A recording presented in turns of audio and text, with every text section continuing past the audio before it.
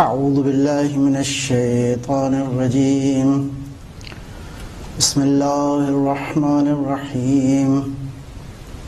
الحمد لله الذي دل على ذاته بذاته وتنزه عن مجانسة مخلوقات وجل عن ملائمة كيفياته وقرب عن خواطر الذنوب وبعد عن ملاحظات العيون.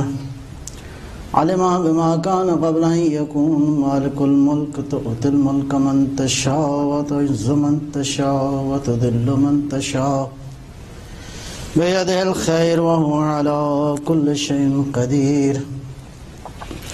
والصلاة والسلام على سيدنا أشرف الأنبياء والمرسلين سيد الأبرار ونخبة الأخيار زين الرسالة والنبوة ينبوع الحكمة والفتوة نبي الأنبياء وصفي الأصفياء الذي بنوره استضاءت الأنوار واستنتارت الشموس والأقمار وبظهوره تجلت الأسرار الذي في السماء اسمه أحمد وفي الأرض بالقاسم محمد.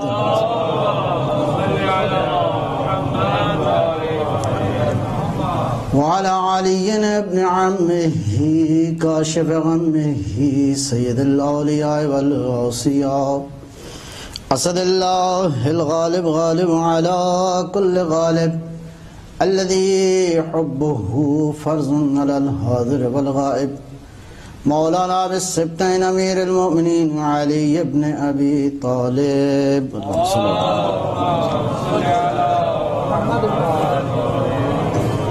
وعلى أولاده الطيبين الطاهرين المعصومين حجج الله على العباد الداعين إلى الخلق في جميع الآثار والأقطار ذوي المآثر والآثار خير القرون الذين يبين للناس مناهج الحلال والحرام أهل البيت المطهرين من الرس والآثام ورحمة الله وبركاته. أما بعد بسم الله الرحمن الرحيم. الرحمن علم القرآن صلوات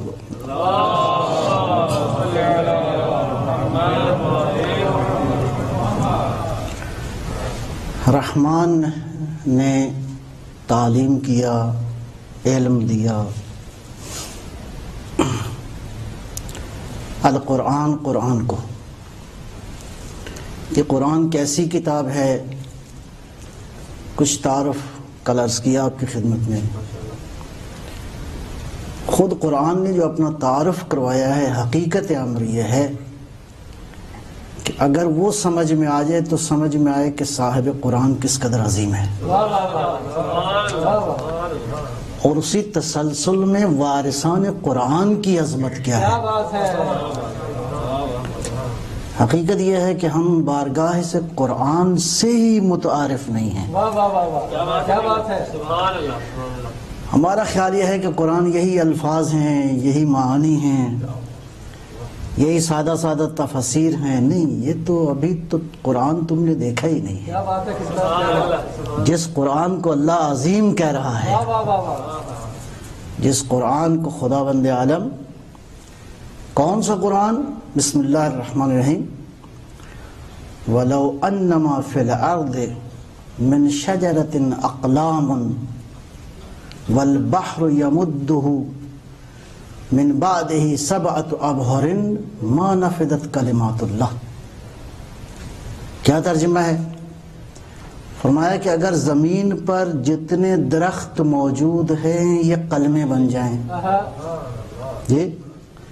یہ جتنے درخت ہے یہ قلم بن جائیں، اقلام، والبحر، اور یہ سمندر جو ہے یہ سیاہی بن جائے. سمندر کتنا ہے زمین پر؟ 3/4 پانی ہے.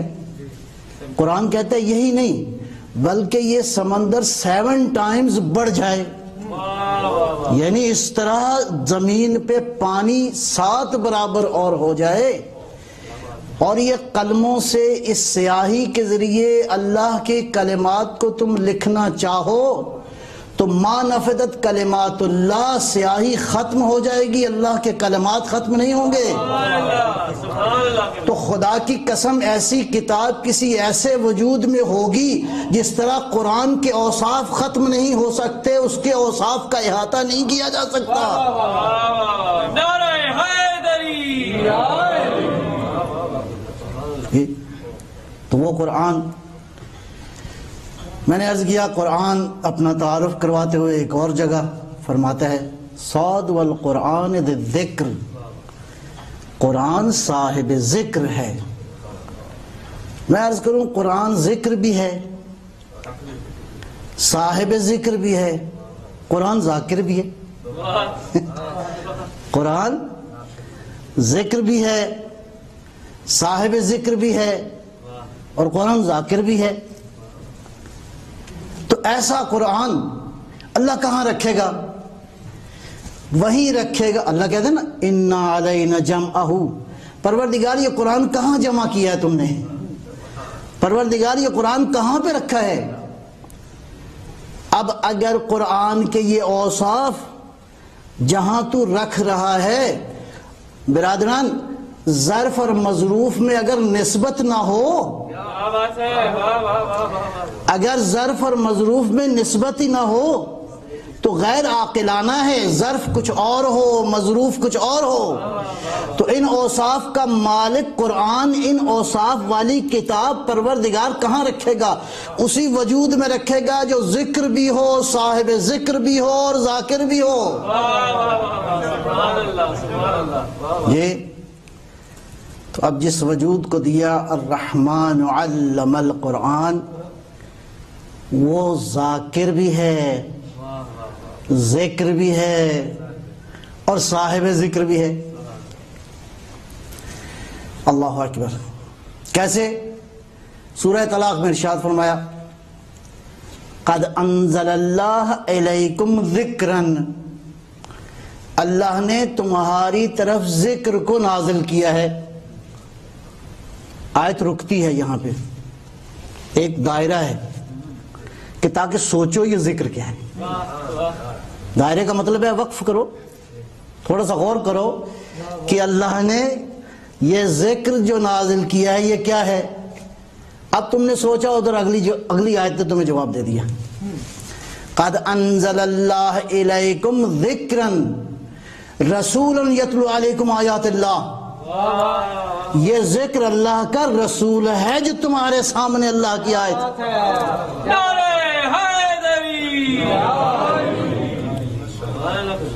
تو قرآن کی طرح پیغمبر ذکر ہیں اور پیغمبر ذاکر بھی ہیں۔ میں عرض کر چکا کیسا ذاکر ہے؟ ایسا ذاکر ہے، ایسا خدا کا یاد کرنے والا ہے۔ نبی اکرم کی عبادت دیکھیے، اللہ بندے سے، وہ معبود ہے، بندہ عبد ہے۔ معبود اور عبد کے درمیان صرف ایک ہی رشتہ ہے، کوئی اور رشتہ داری نہیں ہے۔ رشتہ یہ ہے کہ میں عبد ہوں، وہ معبود ہے، درمیان میں رشتہ ہے بندگی اور عبادت کا۔ پس جیسے جیسے بندگی میں اضافہ ہوتا جائے گا تو معبود کا ویسا ہی قرب حاصل ہوتا جائے گا۔ یہاں بندگی کا عالم یہ ہے، اللہ نے اس بندے کی بندگی کا عالم یہ دیکھا کہ اب بندگی اس سطح پر پہنچ گئی کہ یہ طالب نہیں ہوا، یہ مطلوب ہوا، وہ طالب ہو گیا۔ سبحان الذی اسری بعبدہ، اللہ لے گیا شب معراج اپنے بندے کو۔ اللہ ہر بندے سے عبادت کا طالب ہے۔ اس بندے کو خطاب ہوتا ہے یا ایھا المزمل قم اللیل الا قلیلا، حبیب بندگی کمتر۔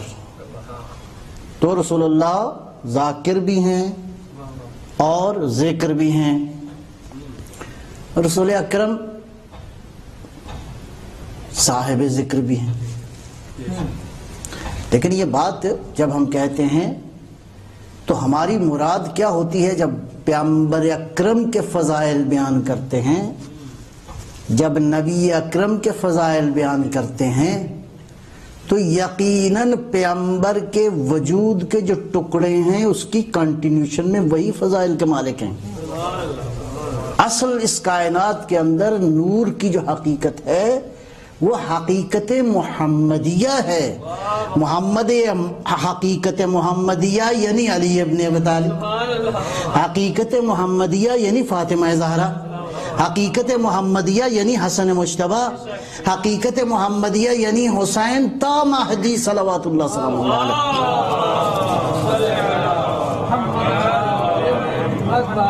لیکن اس کی تفصیل میں عرض کروں گا تھوڑی سی کہ یہ دلیل کیا ہے۔ تو نبی اکرم کی ذات صاحب ذکر کس طرح ہے، لیکن پہلے ایک نقطہ اور میں عرض کروں صاحب ذکر والا قبل اس کے۔ اللہ کی ذات بھی ذاکر ہے، توجہ ہے آپ کی، اللہ کی ذات بھی ذاکر ہے، تو ذکر تو بھیجنے والا ہے، لہذا صاحب ذکر بھی۔ تو پروردگار ذاکر کیسے ہے؟ ارشاد فرمایا فَاذْكُرُونِي أَذْكُرْكُمْ، تم میرا ذکر کرو گے، اللہ اکبر، تو میں تمہارا ذکر کروں گے، پس جیسا جیسا تم ذکر کرو گے ویسا ویسا وہ ذاکر ہو جائے گا۔ تو اگر کسی نے اتنا ذکر کیا کہ دیکھ کے کہا تو نے تو ذکر کا کمال کر دیا، اب ہم تمہارا ذکر کیسے کریں گے؟ رفعنا لکا ذکرک، تیرے ذکر کو کائنات میں بلند کر دیا۔ رفعنا لکا ذکرک، کس نے بلند کیا اس کا ذکر؟ اللہ اکبر، اس نے بلند کر دیا، رفعت دے دی۔ آپ کو بلندی کو آپ کا ذہن بلندی کے حوالے سے میّر کتنا کو کر سکتے ہیں؟ آپ بلندی کتنی تصور کر سکتے ہیں؟ آپ زیادہ سے زیادہ K2 تک بلند جا سکتے ہیں، آپ زیادہ سے زیادہ آسمان تک بلند جا سکتے ہیں۔ خدا جو رفعتوں کا خالق ہے، جب وہ کہتا ہے کہ ہم نے تیرا ذکر بلند کر دیا، اس کا مطلب ہے جتنی بلندیاں ہیں وہ نیچے ہیں، تیرا ذکر بلند کر دیا۔ صلوات بر محمد نعرہ تکبیر، نعرہ رسالت، سب مل کے نعرہ حیدری، حسینیت، حسینیت، یزیدیت، یزیدیت، خوشنودی محمد و آل محمد بآواز بلند صلوات۔ کیا بات ہے، کیا بات ہے۔ بس اسی لیے ان کا ذکر خدا کا ذکر ہے۔ کیوں؟ اللہ کے ذکر کا تعارف ان کے ذریعے ہے۔ وہ سلام کر تو حسین پر کہ بہشت جس کا صلہ ملے، وہ سلام کر تو حسین پر کہ بہشت جس کا صلہ ملے، یہ طلب تو اپنی طرف سے ہے، پر وہاں سے دیکھیے کیا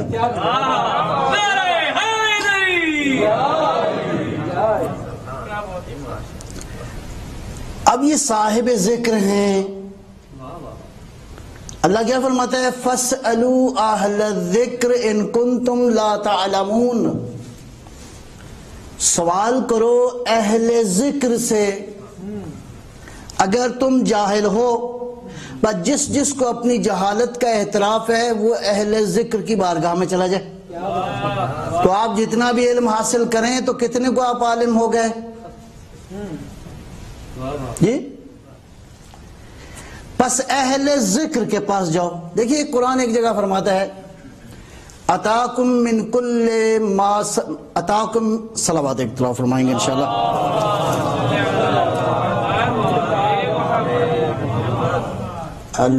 لکنت کی وجہ سے بعض کا آیت ہو سکتی ہے ادھر ادھر۔ اتاکم من کل ما سألتموہ وَإِن تَعُدُّوا نِعْمَةَ اللَّهِ لَا تُحْصُوهَا۔ ترجمہ معمولاً یہ کیا ہے کہ اللہ نے تمہاری ضرورت کی ہر چیز تمہیں دے دی ہے۔ ظاہراً میرے سمجھ میں، میری دانست میں، اتاکم من کل ما سألتموہ، ہر تمہارے سوال کے لیے جو تم سوال کرو، جو سوال کرو گے، چاہے وہ مادی نعمت کے بارے میں ہو، چاہے وہ مانوی نعمت کے بارے میں ہو، اللہ فرما رہا ہے کہ ہم نے انتظام کر دیا ہے، اور اگر اللہ کی نعمتوں کو تم گننا چاہو تو you are unable to count, تم گن نہیں سکتے۔ گویا بے الفاظ دیگر قرآن نے اپنے بارے میں سنونی کا دعویٰ کر دیا۔ کیا بات ہے! جو سوال پوچھو گے ہر سوال کا جواب قرآن میں موجود ہے، اس لیے کہ اس کے کلمات اتنے ہیں کہ تم ختم ہو جاؤ گے، تمہارے سوال ختم ہو جائیں گے، اس کا جواب موجود ہے، اس کے علم میں، اس کے سینے میں اتنا علم ہے کہ تمہاری وہاں تک رسائی ہی نہیں ہے، سیاہیاں ختم ہو جائیں گی، اللہ کے کلمات باقی رہیں۔ بے شک، سبحان اللہ۔ تو قرآن کا دعویٰ ہو گیا سنونی کا، جی تو کوئی تو ہو جو اس سنونی کے دعوے کو سچا کرے کہ بابا جو قرآن دعویٰ کر رہا ہے یہ اس کا دعویٰ سچا ہے۔ اب دین کی خواہش یہ ہے فَاسْأَلُوا أَهْلَ الذِّكْرِ إِن كُنتُمْ لَا تَعْلَمُونَ، سوال کرو کس سے؟ اہل ذکر سے۔ تو جیسے جیسے اہل ذکر کے پاس جاؤ گے سوال کرو گے جہالت دور ہوتی جائے گی، بلندیاں ملتی جائیں گی، اور ممکن ہے ایسی بلندی بھی مل جائے کہ ارشاد ہوا سلمان منا اہل البیت۔ تو آپ کی قربت پہ ڈیپینڈ کرتا ہے۔ ایک صلوات پر فرمائیں گے۔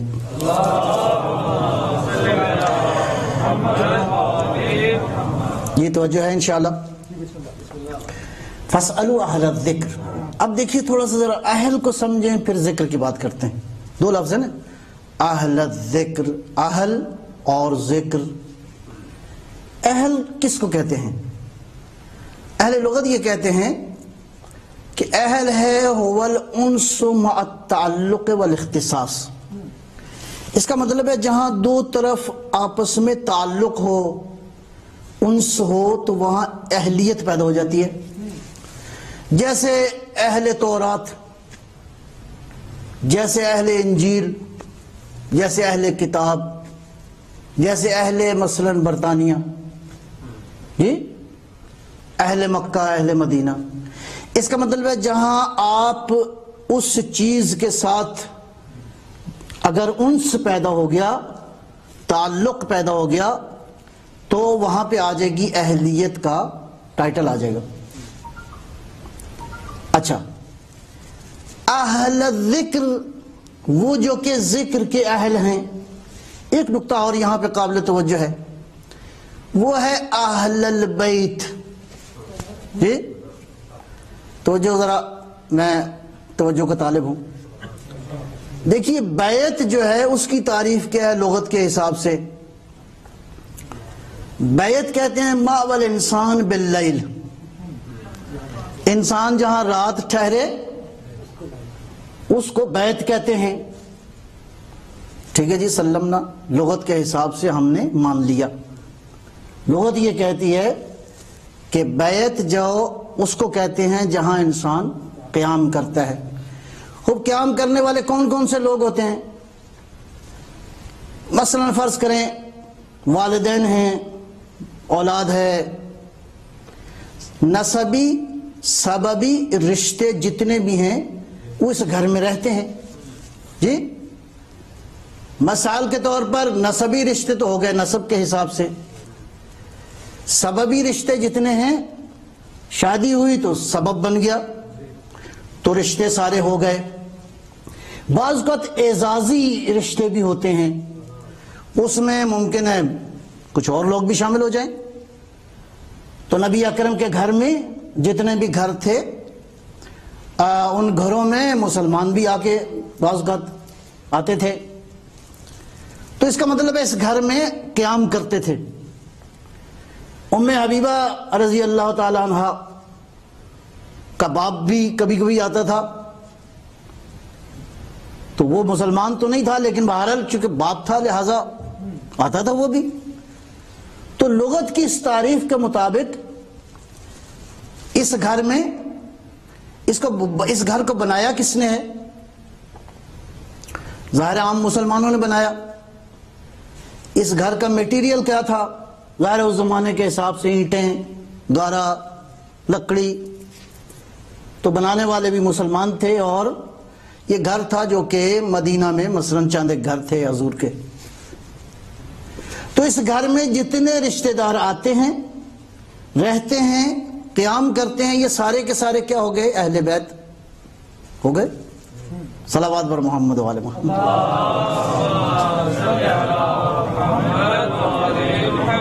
بڑا گھبرا کے کہا ہے آپ نے. دیکھیں لغت کے اعتبار سے وہ گھر جو حضور کے مدینہ میں تھے اس میں رشتہ دار رہتے تھے، بیویاں بھی رہتی تھیں، نسبی، سببی، اعزازی سارے رشتے رہتے تھے.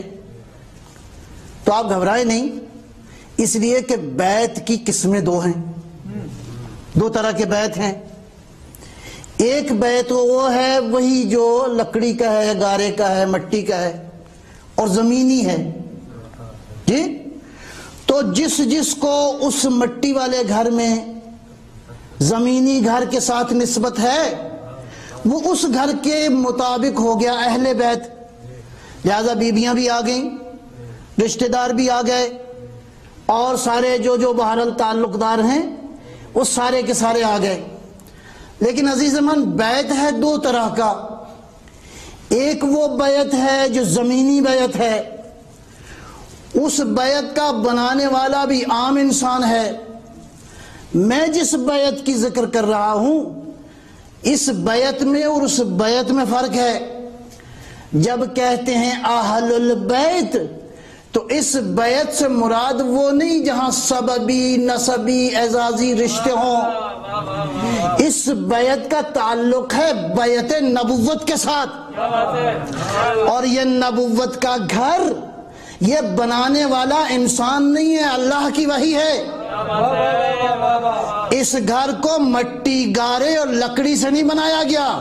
عظمتوں، نبوتوں، وحی، قرآن، شرافت، نجابت سے بنایا گیا ہے، اور اس کا بنانے والا خداوند عالم ہے. ان گھروں میں تو ہر کوئی اجازت کے ساتھ آ سکتا ہے، اس گھر میں اجازت کے ساتھ بھی کوئی نہیں آ سکتا. وہی آئے گا جس کا تعلق فاطمہ کے ساتھ ہوگا. وہ اس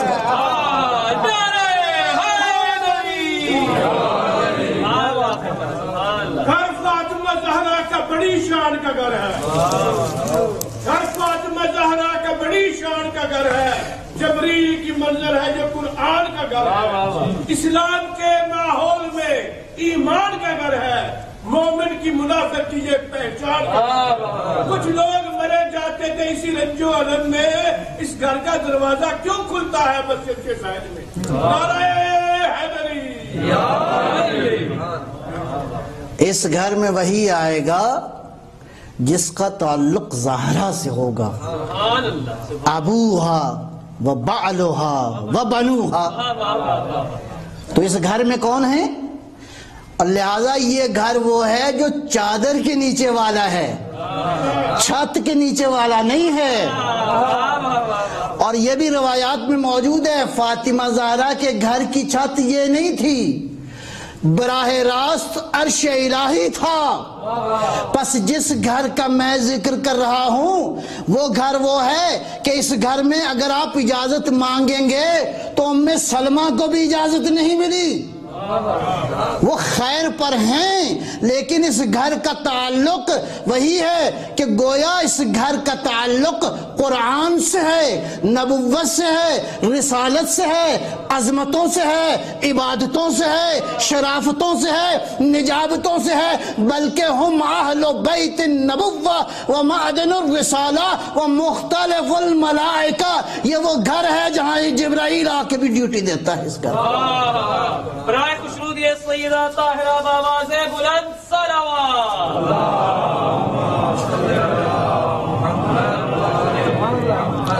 تو فاسألوا اہل الذکر، اہل ذکر سے پوچھو. اہل ذکر کون ہیں؟ دیکھیے عام انسان کا ذاکر ہونا اور ہے جی، لیکن اہل ذکر ہونا یہ کچھ اور ہے. اس کا مطلب ہے اہل ذکر وہ ہیں، اگر اس ذکر کو قرآن کی روشنی میں دیکھا جائے تو اہل ذکر وہ ہو گئے جو اہل قرآن ہیں. تو یہ قرآن اللہ نے کس کو دیا ہے؟ الرحمن علم القرآن. اللہ کو پتا تھا نا یہ قرآن جو میں نے، یہ جو قرآن ہے میں نے کہاں رکھنا ہے. تو آپ سے پوچھ کے تو نہیں رکھے گا. اللہ کا کام تو کسی سے پوچھنے والا نہیں. اب چلتے ہیں بارگاہ قرآن میں دوبارہ. آیا یہ قرآن کسی اور کے پاس بھی ہے؟ مصطفیٰ کے سینے میں تو ہے، کسی اور کے سینے میں بھی ہے. وہ قرآن نے جواب دیا. بسم اللہ الرحمن الرحیم، سورہ فاطر. ثم اورثنا الکتاب، پھر ہم نے الکتاب کا وارث ہم نے بنا دیا.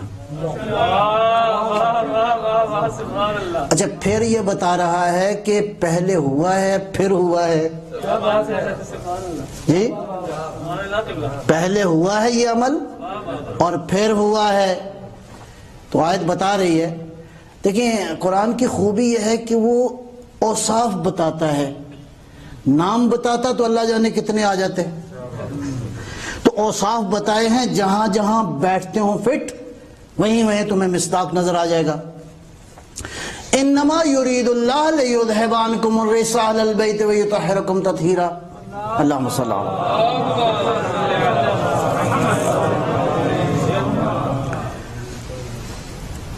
سوال یہ ہوتا ہے کہ یہ اہل البیت میں کون ہیں؟ تو میں سادہ سا جواب دیتا ہوں، بہت سادہ سا. جو جو رجس سے دور ہے وہ اہل بیت میں داخل ہے. بس دیکھتے جاؤ گے کہ کون کون رجس سے دور ہے. جو جہالت سے دور ہے وہ اہل بیت میں داخل، جو گمراہیوں سے دور ہے وہ اہل بیت میں داخل، جس نے زندگی میں ایک لحظہ غیر خدا کو سجدہ نہ کیا ہو وہ اہل البیت میں داخل ہو جائے گا.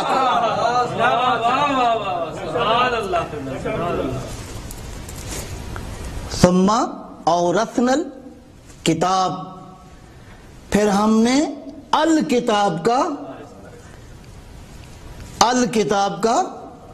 ساری کتاب کا، یعنی کتاب کی ساری حقیقت کا. صرف سورہ حمد آ جائے تو آپ کو قرآن سمجھ میں آ گیا؟ نہیں. کوئی حافظ قرآن ہو گیا تو قرآن سارے کا سارا آ گیا؟ کسی کو سارا قرآن فرض کرو معانی کے ساتھ آ گیا تو آ گیا؟ نہیں، ایسا نہیں ہے. یہ میں عرض کر چکا، خود قرآن نے اپنا تعارف کروایا ہے. قرآن یہاں پر ہے قرآن عربیًا، قرآن کی حقیقت وہاں تک ہے لعلی حکیم. تم خالی لفظوں کے عارف ہو گئے، تم خالی لفظوں کو جان گئے. کیسے جان سکتے ہو؟ جو مقام لدن پر قرآن کی حقیقت موجود ہے. تو اب اللہ وارث قرار دے رہا ہے الکتاب کا کس کو؟ ثم اورثنا الکتاب الذین، اس کا مطلب ہے یہ تھوڑے لوگ نہیں، یہ ایک آدمی نہیں ہے، ایک شخصیت نہیں ہے. پروردگار الذین کو وارث قرار دے رہا ہے.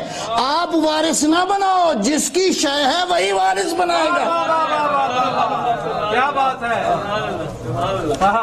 بابا قرآن جس کا ہے، کتاب جس کی ہے وہی وارث قرار دے گا. نظام ہدایت بیڑا غرق نہیں ہو جائے گا.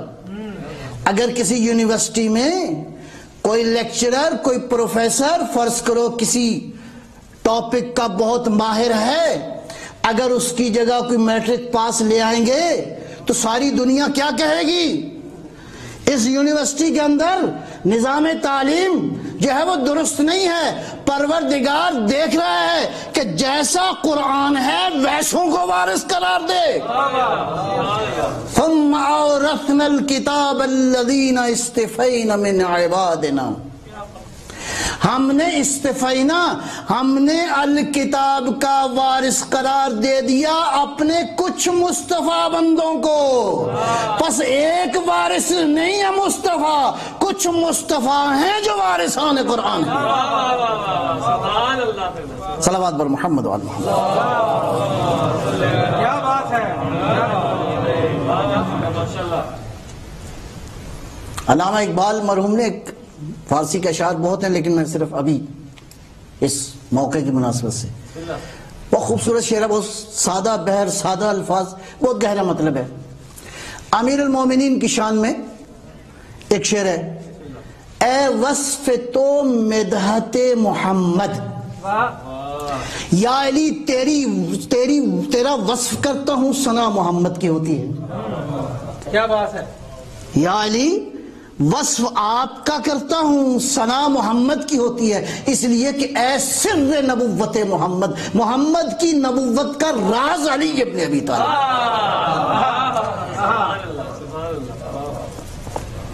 فَاسْأَلُوا أَهْلَ الذِّكْرِ إِن كُنتُمْ لَا تَعْلَمُونَ، تو اہل ذکر سے پوچھو جو سارے قرآن کی ساری حقیقت کو جانتے ہیں۔ ساری حقیقت کہاں تک ہے؟ وہ لدن تک ہے، تو ان کا علم پڑھا پڑھایا نہیں ہے، علم لدنی ہے۔ علم لدنی یعنی قرب سے حاصل کیا ہوا علم۔ بہرحال وقت کے دامن میں اتنی گنجائش نہیں کہ بحث کو مزید بڑھایا جائے آگے۔ تو عزیزان گرامی، قرآن کریم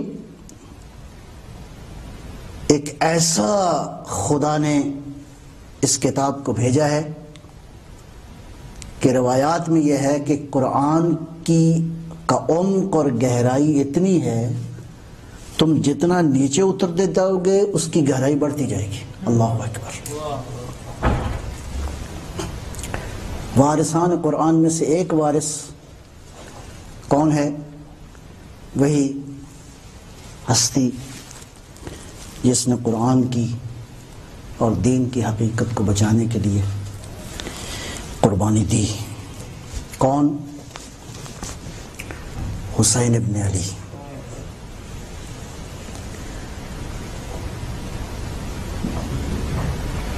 عجیب ہے یہ رشتہ، اس دل کے ساتھ جس دل میں حسین بستا ہے۔ روایت میں ہے کہ حسین کی شہادت اور قتل کے نتیجے میں جو ایک آگ ہے وہ صاحبان ایمان کے دلوں میں ہے، لا تبرد ابدا، ابد تک یہ آگ بجھے گی نہیں۔ اس لیے کہ حسین نے جو خون دیا ہے نا وہ معمولی خون نہیں ہے۔ نیزے پہ ثابت کیا کہ حسین قرآن سے جدا نہیں۔ کربلا حقیقت یہ ہے کہ قدم قدم پر اتنی مصیبتیں ہیں کہ اگر کوئی صاحب دل ہو تو برداشت نہ کر سکے۔ ایک بات عجیب سی لکھی ہے، مرزا بزرگ شیرازی بہت بڑے عالم گزرے ہیں، مولا امیر المومنین اسلام کے حرم کے اطراف میں ان کی قبر مبارک ہے۔ کہتے ہیں کہ ایک دن مجلس میں ایک ذاکر آیا، اس نے ایک جملہ پڑھا، خالی ایک جملہ۔ تو آیت اللہ مرزا بزرگ شیرازی نے کہا کہ ذاکر خاموش ہو جاؤ، اس کے بعد پڑھنے کی ضرورت نہیں ہے، جملہ سنو گے عزادار کیا تھا۔ ذاکر نے بس یہ جملہ کہا، آغاز کیا مصائب کا اور کہا دخلت زینب علی ابن زیاد، زینب دربار ابن زیاد میں پہنچی۔ مرزا بزرگ کی آہ نکل گئی، رونا شروع کیا، کہا مصیبت اس کے بعد نہ پڑھو۔ کیا مصیبت عرض کروں؟ وہ جو کوثر کے مالک تھے ان کے خیموں سے الاتش کی صدائیں آ رہی تھی، ان خیموں سے پیاس کی آواز آ رہی تھی جو کوثر کے مالک ہیں۔ اور عزادارو آپ کو معلوم ہے کہ طبی طور پر جب پیاس پیدا ہوتی ہے وجود کے اندر تو معلوم ہے اس کے اثرات کیا ہوتے ہیں۔ انسان کی زبان خشک ہو جاتی ہے، انسان کا دہن خشک ہو جاتا ہے، آہستہ آہستہ یہ بدن کے اوپر جو جلد ہے یہ پھٹنے لگتی ہے، آہستہ آہستہ ہڈیوں کے درمیان فاصلہ ہونا شروع ہو جاتا ہے۔ میں کیسے عرض کروں کہ سارے ہی پیاسے تھے، لیکن یہ ایک 6 ماہ 3 دن کا بھوکا بھی تھا، پیاسا بھی تھا، لیکن کسی مورخ نے یہ نہیں لکھا کہ کسی نے علی اصغر کے رونے کی آواز سنی۔ عزادارو، یہی علتش کی صدائیں تھی کہ شب عاشور تک حر جیسا جو اہل جہنم کے ساتھ تھا، ادھر صبح عاشور بلند ہوئی، ان صداؤں نے حر کے اندر انقلاب پیدا کر دیا۔ ارانی بین الجنت والنار، کسی نے پوچھا حر تیرا جیسا شجاع اس طرح گھبرایا ہوا ہے؟ کہا میں اس وقت اپنے آپ کو جنت اور جہنم کے درمیان دیکھ رہا ہوں۔ عزادارو، بس میں منظر مختصر کر رہا ہوں۔ حر نکلا ہے ادھر سے فوج سے، منظر یہ لکھا ہے کہ حر نے اپنے ہاتھ پیچھے کی طرف باندھے اور تلوار کو نیام میں رکھا تاکہ پتہ چلے لڑنے کے لیے نہیں آ رہا، میں آ رہا ہوں معافی مانگنے کے لیے۔ درمیان میں کشمکش تھی کہ شاید مولا کہیں گے حر اب آئے ہو، لیکن عزادارو کیا ہوا؟ حسین تو وہ ہے کہ جب حر کا لشکر پہلی بار ملاقات ہوئی تو منظر عجیب لکھا ہے کہ حر کے لشکر کو حسین نے پانی پلایا۔ ایک منظر بہت ہی عجیب ہے کہ امام نے اپنے سارے انصار کو، ماننے والوں کو، عباس کو، علی اکبر کو، قاسم کو، سب سے کہا کہ اس لشکر کو پانی پلاؤ۔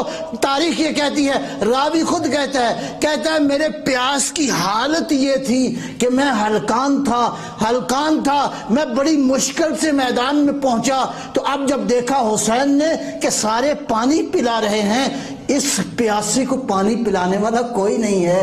عزادارو سنو گے کیا ہوا؟ تاریخ کہتی ہے کہ حسین نے اپنی مسند کو چھوڑا، حسین نے خود مشکیزہ لیا، مشکیزہ لینے کے بعد اس پیاسے کے قریب گئے۔ راوی کہتا ہے کہ پانی جب پلانا چاہا تو اس نے ہاتھ بلند کیے، ہاتھ کانپ رہے تھے۔ امام نے کیا کیا؟ ایک ہاتھ خود اس کے لبوں پہ رکھا، دوسرے ہاتھ سے پانی پلانا شروع کیا۔